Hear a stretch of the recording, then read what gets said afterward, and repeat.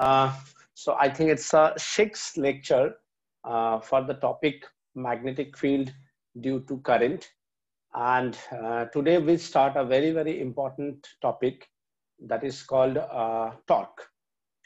So we know one thing, if for current carrying conducting wire, we know very well that force is equals to ILB. Now, I'm just try to show you, although it's very difficult as it's a two-dimension. Suppose you are imagining that out one as a loop. Don't the whole thing, just the out one portion. Okay, if you consider a loop, so what happens? Suppose the current is outward, magnetic field is outward and the current is moving like this. So what happened? This one is the magnetic field, this one is the current. So force apply upward. See, force this side, and this side, forces this side.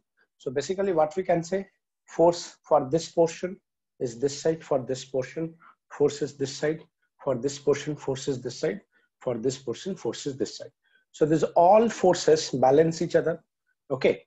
And if you consider this one as an area, and we also know area vector is normal to the surface. So if we, this one, let this red one is your magnetic field,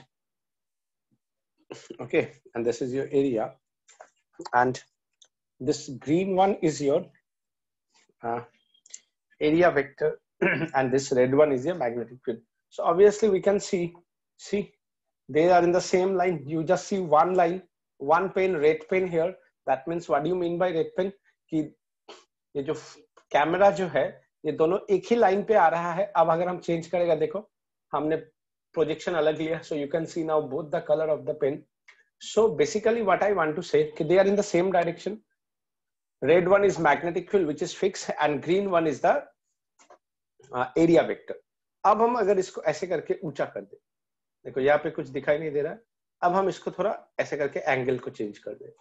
So you try to understand. देखो magnetic field fix है, but as the area vector change, मतलब if I make that plane some inclination, so what happened? Area vector change. So if we consider this one, ये दोनों का बीच का जो angle है, मतलब ऐसे करके जो ले गया, ये जो एंगल है, ये एंगल है theta, and that theta is the angle between magnetic field and area vector. So initially अगर मैं इसको area vector इस surface के ऊपर था, ऐसे था, जैसे जैसे ये लूप चेंज हो रहा है, तो ये एरिया वेक्टर चेंज हो रहा है. और जैसे जैसे एरिया वेक्टर चेंज हो रहा है, देखो क्या हुआ, ये एक लाइन था और ये एक लाइन था. इधर में फोर्स इधर लगा था और इधर में फोर्स इधर लगा था, तो दे बैलेंस ईच अदर. बट ये वाला फोर्स जो सीधा जा रहा था, ऐसे जा रहा था, मतलब ऐसे जा रहा था, ऐसे. अब जब ये ऐसा हुआ तो ये क्या करेगा, ऊपर की तरफ लगेगा ऐसे करके. सिमिलरली इधर वाला फोर्स क्या करेगा, ऐसे करके लगेगा. अब देखो these are not in the same line of action, so ये क्या करेगा, ऐसे करके रोटेट करना स्टार्ट करेगा. So ये जो रोटेट करेगा इसको बोला जाता है torque. So I'm trying to draw it in this figure, and before I start drawing, see, so this one is our loop with some angle, okay, and I already show you how the angle change. So this is the angle of inclination, means we make it like, initially it will be this, now it will make like this. So this is the angle with the base, okay. This is the current, I is the current. Magnetic field is fixed and area vector थोड़ा सा बड़ा हो गया.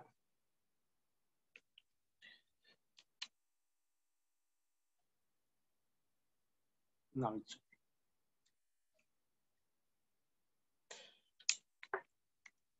This one is the normal to the surface is the area vector.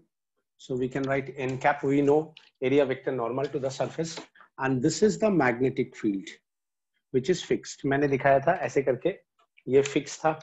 और जैसे जैसे area घूम रहा था, मेरा ये जो magnetic field था, ये ऐसे ऐसे घूम रहा था. So ये magnetic field और area के बीच में angle है मेरा कितना? This is the magnetic field and this angle is theta. So यहाँ पे एक बात मुझे याद रखना पड़ेगा theta is the angle between the magnetic field and area vector, means normal to the surface. I is the current, let that is the length, and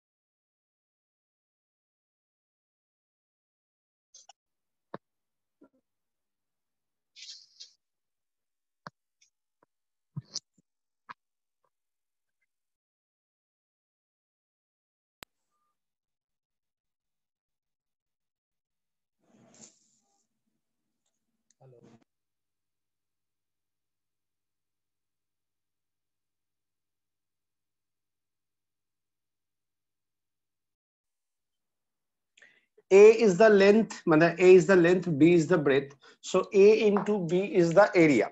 That is the first thing. Second thing is that अगर मैं इस force को F1 मानू, हम लोगों ने दिखाया ये इधर लगेगा, ये वाला फोर्स मानो F2 है, ये नीचे की तरफ लग रहा है, ये है F3 exactly equal and opposite, और ये है F4 जो कि ऊपर की तरफ लगेगा। F4 मैंने दिखाया था कि ये जब ये नीचे गया तो ये ऊपर चला जाएगा, ये नीचे चला जाएगा, तो ये फोर्स ऊपर चला गया, ये फोर्स नीचे चला गया, ये मेरा लाइन ऑफ एक्शन है। तो एक्चुअली अगर ये लाइन ऑफ एक्शन है तो इसको मुझे ज्यादा अच्छा होगा, इसको सेंटर बनाना पड़ेगा। So this is my centre, this angle is theta. अब हम आफ्टर दैट एक स्टेटमेंट लिखेंगे, clearly from figure F1 and F3 equal in magnitude, opposite in direction and in the same line of action. Is it okay for everyone? देखो same line of action पे है ना? Yes, sir. Hello. So they cancel each other. So F1 and F3 equal in magnitude, opposite in direction and in the same line of action. So they cancel out. Now F2 and F4 देखो equal in magnitude, opposite in direction, but not in the same line of action. ठीक है, ये मेरा line of action है. So they are not in the same line of action. ध्यान से देखो, ये मेरा है, ये मेरा normal जो कि n cap है, ये मेरा magnetic field है B, यहाँ पे ये फोर्स मेरा इधर लग रहा था F4, और ये फोर्स मेरा इधर लग रहा था, that is F2. तो obviously ये एंगल मेरा थीटा है, along the basis F2 cos theta, perpendicular with the basis F2 sin theta. Similarly देखो ये अगर एंगल थीटा है तो ये एंगल थीटा होना चाहिए, ये हो जाएगा F4 cos theta और perpendicular is F4 sin theta. तुम लोग इतना याद रख सकते हो कि मुझे जो चाहिए फोर्स इंटू परपेंडिकुलर डिस्टेंस चाहिए. So obviously torque is a vector quantity, तो तुम्हें sin theta component चाहिए, मतलब तुम्हें perpendicular component चाहिए. तो हम लोग क्या लिखेंगे, force torque equals to force into perpendicular distance. Force into perpendicular distance. So force is how much? Force is F4 sin theta, perpendicular distance is A. अब F4 कितना है, देखो अगर मैं मैग्नीट्यूड लिखूं, F1 का मैग्नीट्यूड है IAB, इसका भी मैग्नीट्यूड है IAB, इसका मैग्नीट्यूड कितना है IBB,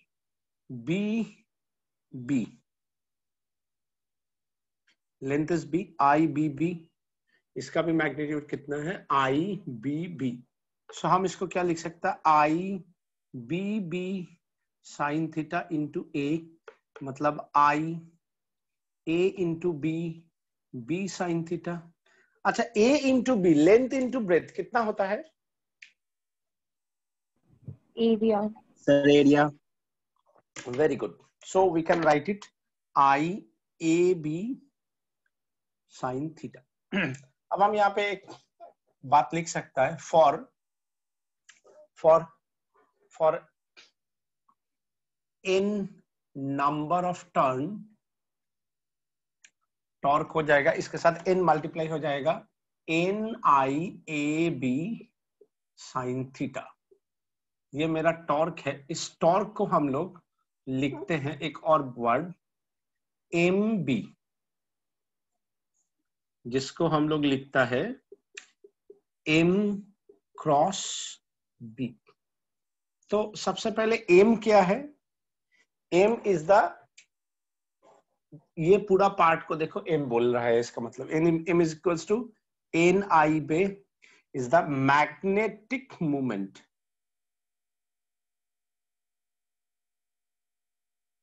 याद है तुम्हें डाइपोल मूवमेंट? याद है? Hello? Yes, sir. Yes, sir. Electric dipole movement जैसे याद है, मैग्नेट है तो उसका भी 2 पोल्स होना चाहिए, या नॉर्थ पोल है तो अगर नॉर्थ जिस डायरेक्शन में मैग्नेटिक फील्ड ले रहे हो उस हिसाब से इसका एक मैग्नेटिक मूवमेंट्स होगा। इसका वैल्यू होता है NIA, where N is what? N is the number of turn, I is what? I is the current, A is what? A is the area vector, means area. अच्छा, obviously magnetic movement is a vector quantity, तो इसका 2 बात है, SI unit है ampere metre square and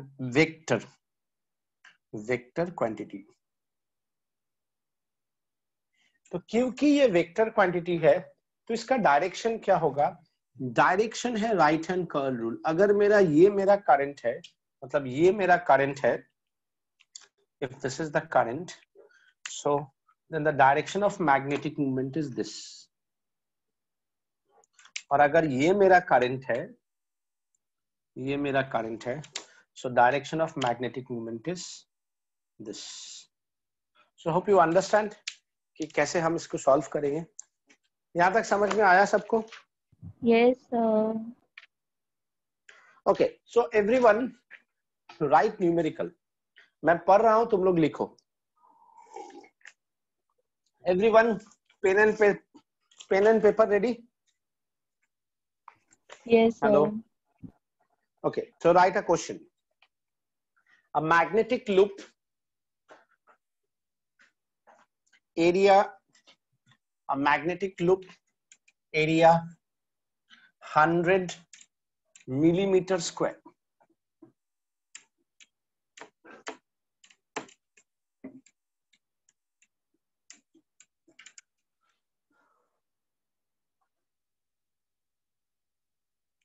A magnetic loop area 100 millimeter square carrying current 10 ampere. तो क्या क्या दिया है? एरिया दिया है 100 मिलीमीटर स्क्वायर। करंट कितना दिया है? करंट दिया है 10 एम्पियर। करंट दिया है 10 ampere. Number of turns 1000 placed in presence of uniform magnetic field of 10 to the power 3 Tesla. तो नंबर ऑफ टर्न दिया है तुम्हारा 1000 एंड मैग्नेटिक फील्ड दिया है 10 to the power 3 Tesla. in such a way तुम लोग लिख रहे हो ना? Hello? Yes, sir. In such a way that magnetic field makes an angle 60 degree. Magnetic field makes an angle 60 degree with the plane of the loop. With the plane of the loop. Find torque applied on the loop. Find torque applied on the loop. खुशी? Yes, sir. Question तो पढ़ो एक बार। A magnetic loop area 100 millimeter square carrying current 10 ampere. The number of turns is 1000 and the magnetic force is 10 to the power 3 Tesla. ना, तुम खाली shortcut में लिखा है। Placed in presence of magnetic field 10 to the power 3 Tesla. ठीक है? लिखा? Yes, sir. उसके बाद क्या लिखा? In such a way that magnetic field makes an angle 60 degree with the plane of the loop, find the torque applied in Very the good. loop. Very good. This is the question number 1. And question number 2 and question number 3. Question number 2 is that. Question number 2 is that.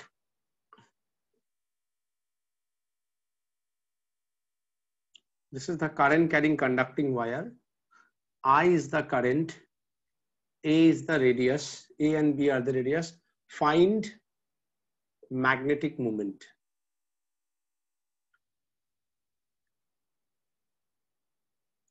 Question number 3.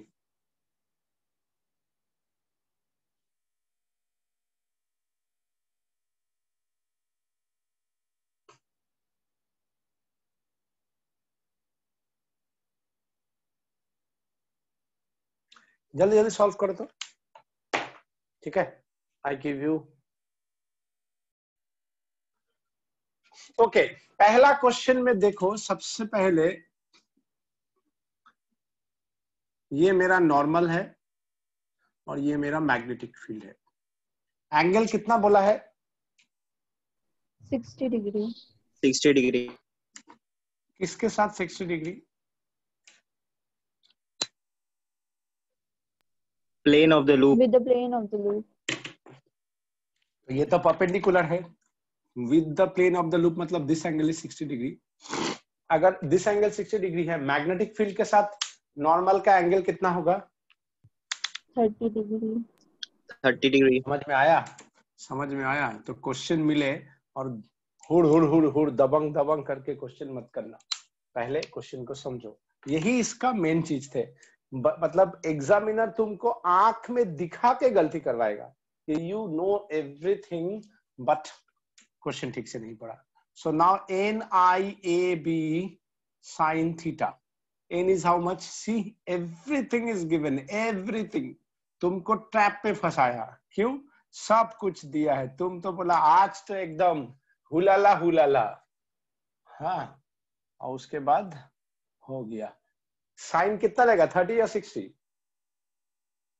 30 degree. समझ में आया? Sign 30 लेना है। Yes. क्यों? क्योंकि यहाँ पे बोला है with the non, with the loop, plane of the loop. अगर क्वेश्चन में बोलता magnetic field makes an angle 60 degree with the normal, language को समझो। अगर क्वेश्चन में बोलता magnetic field makes an angle 60 degree with the normal, तब तुम लिखते 60। लेकिन यहाँ पे बोला है with the plane.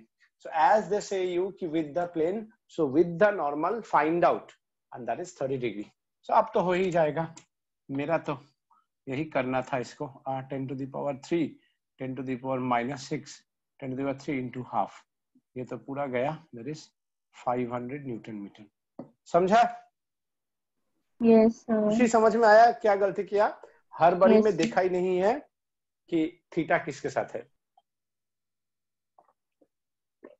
Now question number 2, next question। next question में देखो, next question में देखो क्या है।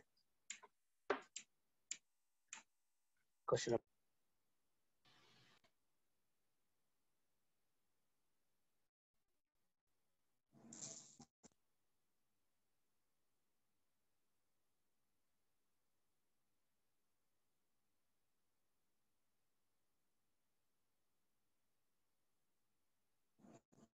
सुनाई दे रहा है? हेलो? हाँ, sir.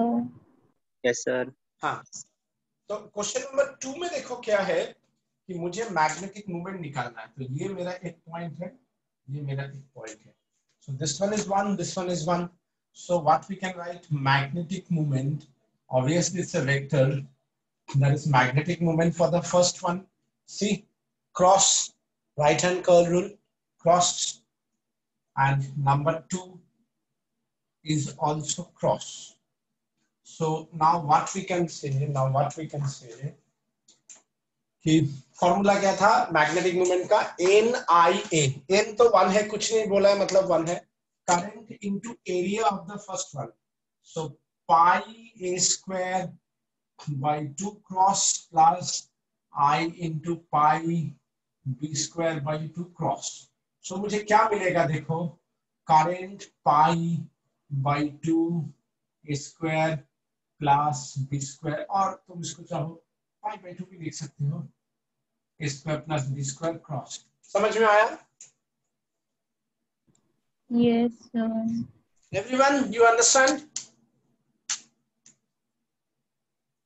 Hello? Yes, sir. सबको समझ में आया ना? Yes, sir. Now the second question, see, this one is dot and this one is cross. So what we can write, m equals to m1 dot and m2 cross. So मुझे क्या मिलेगा? I into pi square by 2 dot plus I pi b square by 2 cross. अब तुम मुझे बोलो यहाँ पे कौन सा बड़ा है और कौन सा छोटा है?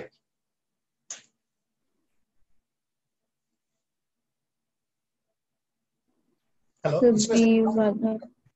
हाँ, ये वाला बड़ा है, क्रॉस प्रोडक्ट একটা বড় I pi by 2, हाँ क्रॉस प्रोडक्ट একটা বড় हाँ, so I pi by 2 b square minus a square is the magnitude, and as the cross is bigger, so you can write cross. समझ में आया how to find out the magnetic moment? Yes, sir. Okay, अब हमें जब ये part हो गया, मेरा next topic is moving coil galvanometer. So सबसे पहले सुनो, what do you mean by moving coil galvanometer? ये गैल्वेनोमीटर तुम लोग अभी क्योंकि 12th में है तो तुम लोग गैल्वेनोमीटर देखा ही है। तो गैल्वेनोमीटर बाहर से क्या दिखता है और अंदर में क्या है, यही आज हम लोग पढ़ेंगे। इस गैल्वेनोमीटर से का अंदर कैसा दिखता है। गैल्वेनोमीटर का बाहर में ऐसे दिखता है, ये गैल्वेनोमीटर है जिसमें ऐसे करके जी लिखा रहता है और यहाँ पे एक नीडल होता है और ऐसे करके बहुत सारा डिफ्लेक्शन होता है। और इसमें क्या है कि अगर करंट एक डायरेक्शन में है, ये इधर दिखाता है, नहीं तो इधर दिखाता है, और इसके साथ ऐसे करके दो टर्मिनल्स होता है। ठीक है, सपोज एक प्लस एक माइनस। कभी कभी इसको एक बॉक्स के अंदर रखा जाता है, और बॉक्स के अंदर रखा जाता है और फिर यहाँ पे ऐसे दो टर्मिनल होता है, कुछ नहीं, ये ऐसे करके ऐसे आता है, ये इधर वाला ऐसे आता है, तो यहाँ पे तुम जोड़ते हो, so then you are connected with the galvanometer। समझ में आया मेरा कि गैल्वेनोमीटर बाहर से कैसा दिखता है? Yes, sir. और जब भी तुम करंट फ्लो करते हो, जब भी तुम करंट दिखाता है, करंट इसके अंदर से जाता है, तो ये डिफ्लेक्ट करता है। अब हमें सबसे पहले इस गैल्वेनोमीटर के बारे में पढ़ना है, जिसको बोला जाता है MCG, मूविंग कॉइल गैल्वेनोमीटर। तो हम लोगों ने हेडिंग दिया MCG, मूविंग कॉइल गैल्वेनोमीटर। अब इस MCG में हमें क्या क्या ड्रॉ करना पड़ेगा? सबसे पहले एक मैग्नेट करना है, और वो भी क्या, कौन सा magnet? Arc magnet. Arc magnet जिसका एक तरफ नॉर्थ पोल, एक तरफ साउथ पोल है। अब इसके अंदर हम इसके अंदर हमें ऐसे करके सॉफ्ट आयरन कोर को रखेंगे, जिसको हम लोगों को क्या करेंगे? वायरिंग करेंगे वायर से।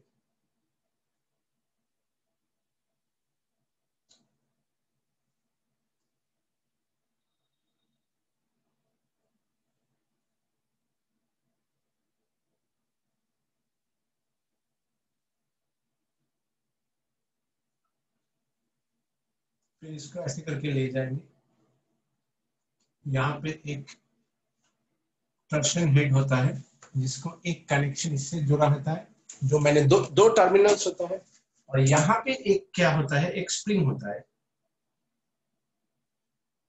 फिर ये जाके दूसरा टर्शन हेड के साथ कनेक्टेड होता है और ये जाता है यहाँ पे। So you have to torsion head T1 and T2।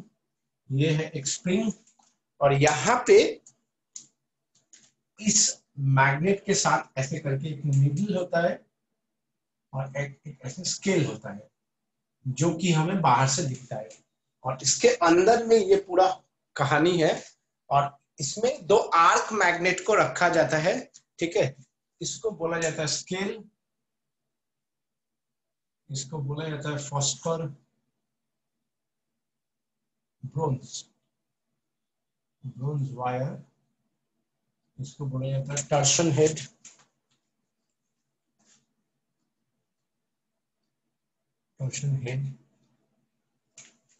इसको बोला जाता है आर्क मैग्नेट, ये है स्प्रिंग, ये है सॉफ्ट आयरन कोर।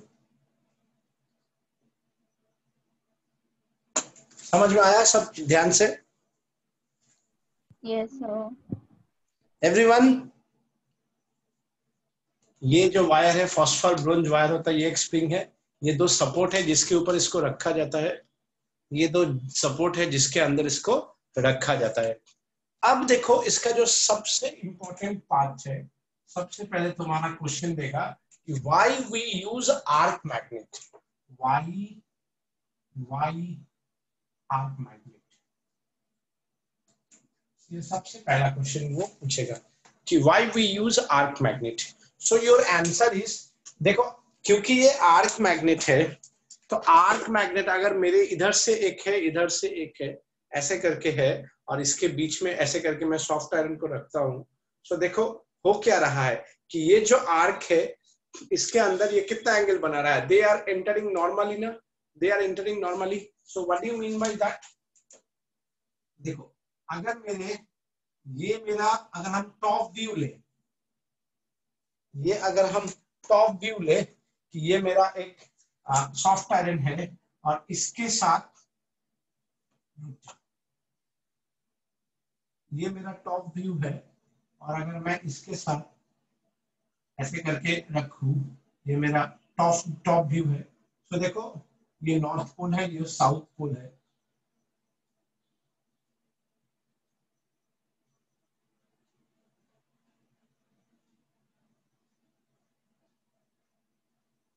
समझ में आया कि इन ऑल केस सी ये मेरा है, इसके साथ मैग्नेटिक फील्ड क्या कर रहा है, नॉर्मली एंटर कर रहा है, क्योंकि ये आर्क है, so it always makes an angle 90 degree, मतलब थीटा ऑलवेज क्या हो गया 90 डिग्री ऑलवेज।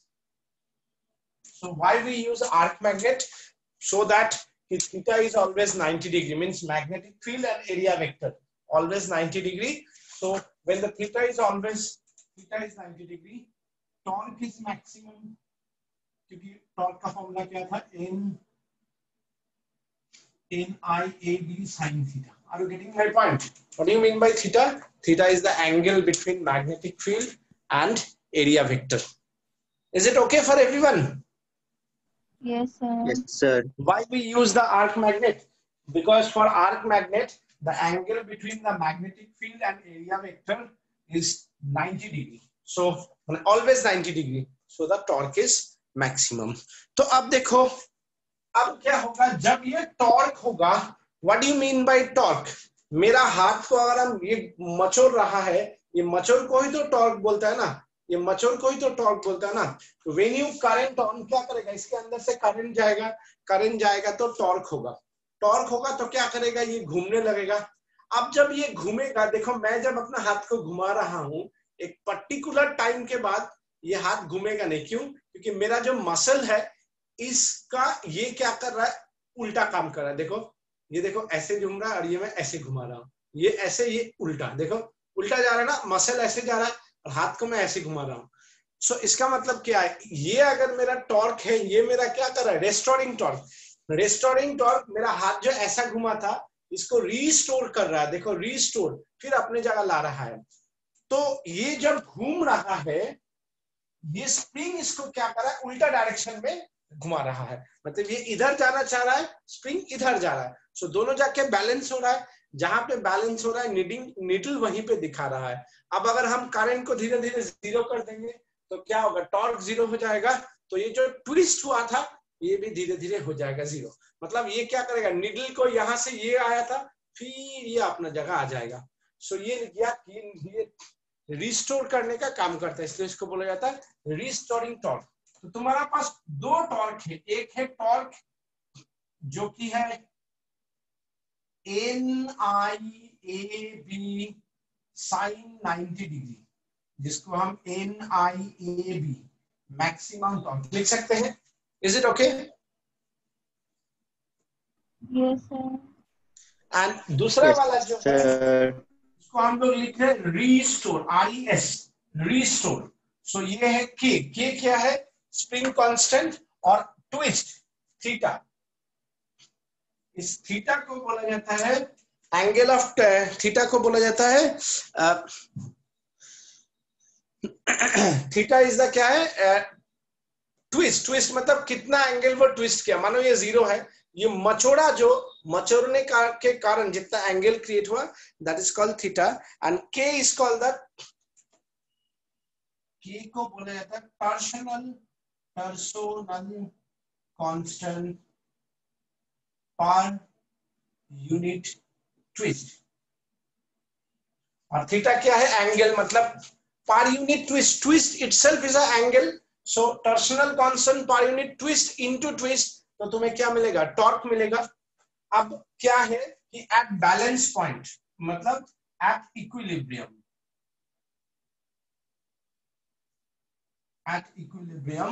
क्या होगा? Torque and restoring torque are equal, so torque equals to restoring torque. So NIAB equals to K theta. समझ में आया यहां तक? हाँ, Yes, sir.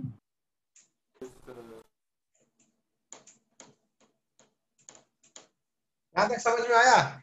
NIAB K theta. तो यहां से I क्या मिलेगा मुझे? देखो I मिलेगा K by NAB into theta. तो इसी को बोला जाता है G थीटा। G क्या है? K by NAB is called galvanometer constant.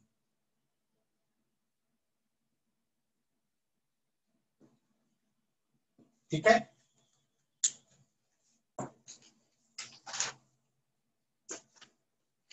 यहां तक समझ में आया? Yes, sir. अच्छा, इसके बाद जो है कि सेंसिटिविटी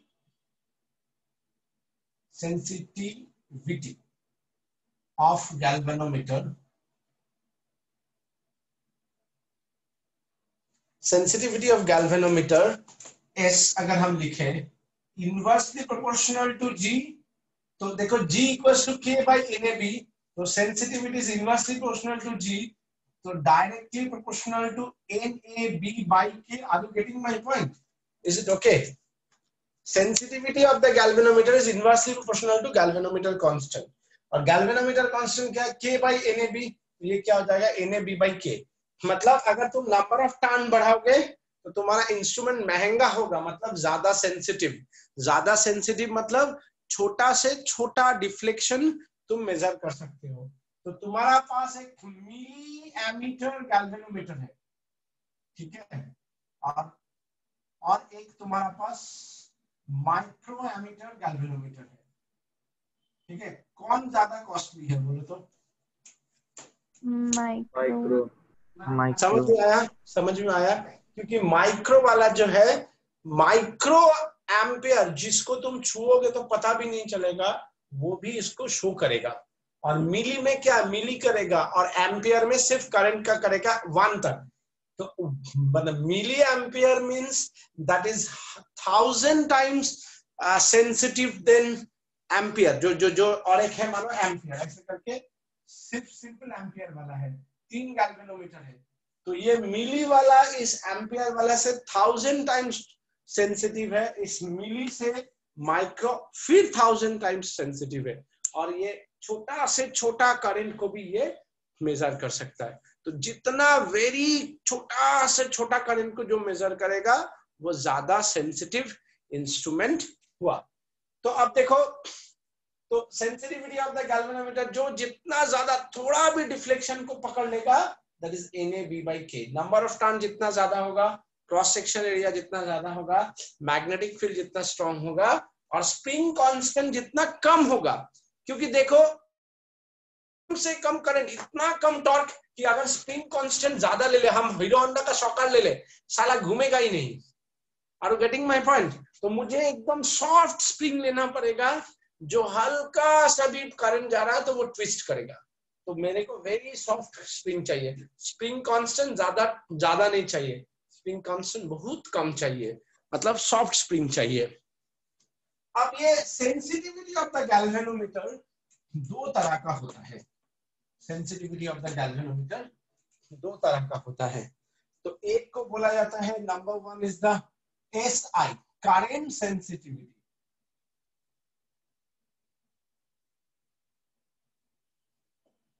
देखो डेफिनेशन याद रखने का सबसे अच्छा तरीका है, करंट सेंसिटिविटी है deflection per unit current, theta by I. याद रहेगा कि deflection per unit current is called the current sensitivity. समझ में आया मैंने क्या बोला? Yes, sir. Deflection per unit current. अब तुम खुद ही देखो, अगर हम थीटा बाई आई करेगा, मेरा वैल्यू कितना आएगा? Sir ji 1 by G. 1 by G NAB by K, है ना? और दूसरा वाला होता है वोल्टेज सेंसिटिविटी।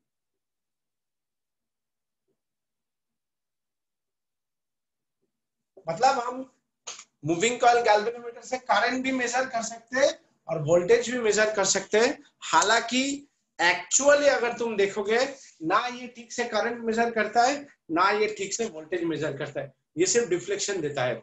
इसीलिए जब भी हम इसको, इसीलिए हम लोग इसको क्या करता है, गैल्वेनोमीटर, जो ये मूविंग कॉइल गैल्वेनोमीटर है, इस गैल्वेनोमीटर को ही कन्वर्ट करते हैं, एमीटर बनाता है, इसी गैल्वेनोमीटर को ही कन्वर्ट करके वोल्ट मीटर बनाते हैं। तो वोल्ट मीटर या एमीटर, जिसमें मैंने ये माइक्रो वाला बात बोला, वोल्ट मीटर या एमीटर, ये जो है ये बेसिकली एक गैल्वेनोमीटर है, सिर्फ उसमें कुछ चेंजेस लाया गया।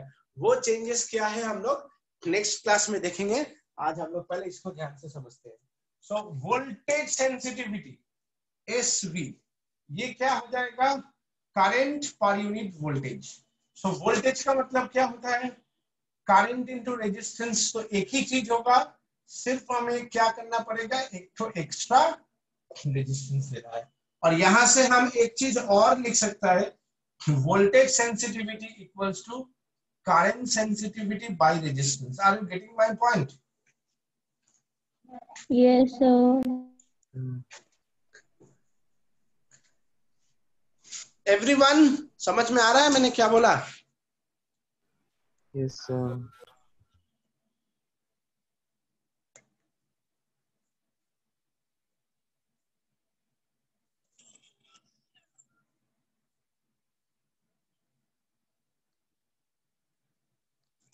শুনতে পাচ্ছিস? हेलो? है सर। Yes, अब sir. देखो, Yes, sir. हाँ, अब देखो मैं तुम लोगों को एक क्वेश्चन दे रहा हूं।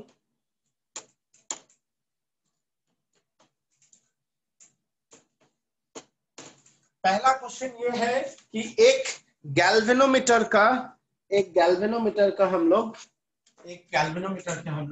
नंबर ऑफ टर्न को 20% इंक्रीज कर दिया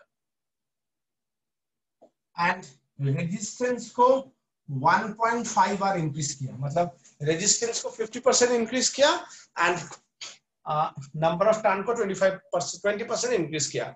how the current sensitivity end voltage sensitivity of the galvanometer change, means in percentage how much increase or how much decrease. I think you understand what I want to say. एक galvanometer है, उसका number of turn को 20% बढ़ा दिया और उसका resistance को 50%, मतलब R become 1.5 bar. So how its current sensitivity and voltage sensitivity in terms of percent change. So देखो current sensitivity, मानो मेरा पहला जो current sensitivity था NAB by K and voltage sensitivity क्या था NAB by KR, तो मेरा number of turn 20% बढ़ा, मतलब ये क्या हो गया 1.2 N। Are you getting my point? N का 20% क्या हो गया 0.2 N, तो N plus 0.2 N कितना होगा 1.2 N। Is it okay? Hello? Yes sir. हाँ, सो अब देखो मैं इसका मतलब after increase new current sensitivity SI dash लिखा, न्यू करंट सेंसिटिविटी, तो नंबर ऑफ टर्न कितना बना 1.2 N AB by K, मतलब 1.2 SI, मतलब पहले के रेस्पेक्ट में पहले मेरा अगर SI था अब ये 1.2 SI हुआ।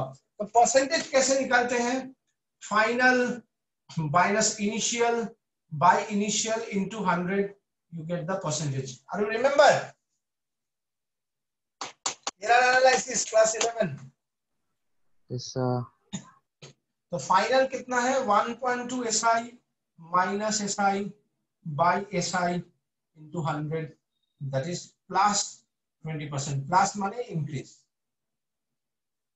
अब दूसरा वाला देखो SV डैश, फॉर्मूला क्या है NAB by KR, N कितना है 1.2 N AB by KR कितना है 1.5 R, तो कितना हो गया 0.8 SV, तो SV dash minus SV by SV into 100% कितना होगा 0.8 SV minus SV by SV into 100%, क्या हो गया minus 20%। What do you mean bye minus? Decrease. Sir, decrease. Decrease, तो 20% डिक्रीज। समझ में आया? Is it okay for you everyone? Yes, sir. देखो इसके बाद एक और क्वेश्चन है, पहले ये वाला क्वेश्चन समझ गया आराम से सब कोई? सबको समझ में आया? Yes, sir. हाँ? Yes, sir. अच्छा अब देखो दूसरा क्वेश्चन, मैं दूसरा क्वेश्चन भी बता ही देता हूँ, तुम लोग को मैंने एक शीट भेजा है वो कोशिश करना, ठीक है? क्वेश्चन नंबर 2 देखो क्या है कि two moving coil galvanometers M1 and M2, two moving coil galvanometer M1 and M2, दो नाम M1 M2 दे दिया है, have the following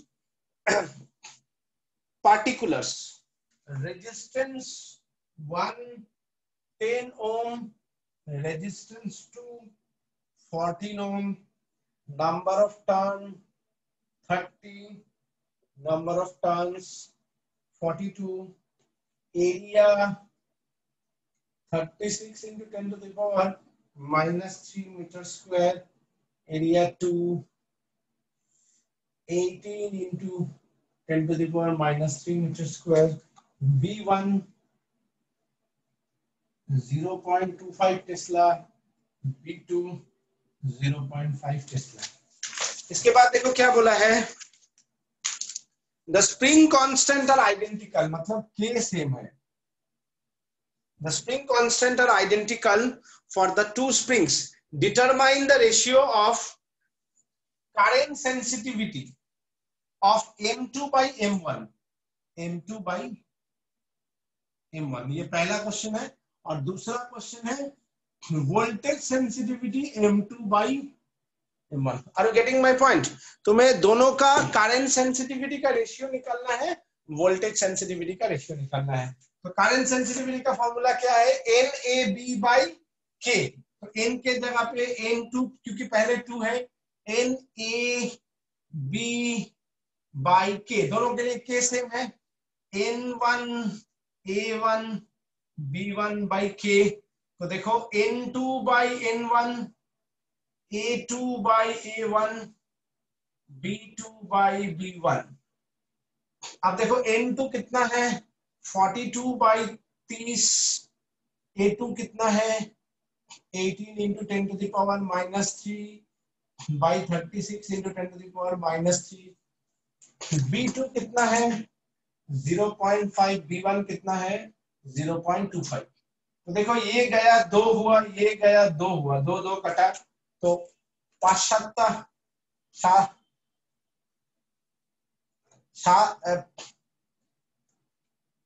6 30 ना, और ये 6 5 6 30 6 7 42, 6 से गया 7/5 मतलब 1.2। Is it okay for everyone? sorry 1.4. Is it okay? Yes, sir. Now the second one is voltage sensitivity M2 by voltage sensitivity M1. देखो जो बुद्धू है वो सब फिर से यूज करेगा, और जो चालू है वो क्या करेगा, current sensitivity M2 by resistance 2, current sensitivity M1 by resistance 1. तो current sensitivity M2 by current sensitivity M1 ये तो पहले ही निकाल के रखे हो, R1 by R2 करना है खाली। तो ये कितना आया था तुम्हारा 7/5 from above, and R2 कितना, R1 कितना है 10, R2 कितना है 14, तो ये क्या हो गया 5/7, मतलब कट गया 1। समझा कितना आसान क्वेश्चन था? Yes, sir. तो ये मेरा आज का लेक्चर है।